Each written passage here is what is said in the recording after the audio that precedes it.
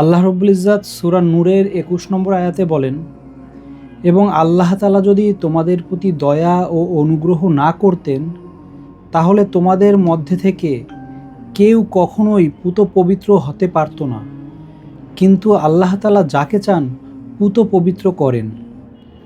এই আয়াত থেকে জানা গেল আত্মশুদ্ধির চিন্তা ও চেষ্টার সাথে সাথে অন্তরের গভীর থেকে অনুনয় বিনয় করে আল্লাহ তাআলার নিকট তার দয়া ও অনুগ্রহ প্রাপ্তির দরখাস্ত করতে থাকবে, যাতে করে আল্লাহ তাআলা তার নিজের রহমতে পুত পবিত্রদের দলে আমাদেরকে সামিল করে নেন এবং নিজের অনুগ্রহে আমাদের পরিশুদ্ধ করে দেন।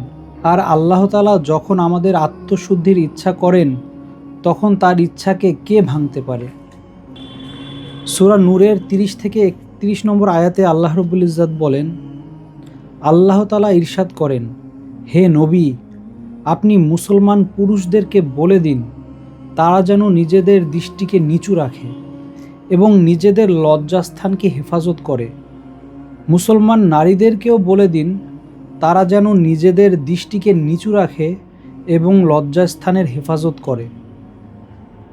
আল্লাহ তাআলা এই আয়াতে দৃষ্টির হেফাজতের সাথে লজ্জাস্থানের হেফাজতের কথা বর্ণনা করে এই শিক্ষা দিয়েছেন যে লজ্জাস্থানের হেফাজত দৃষ্টির হেফাজতের উপর নির্ভর করে।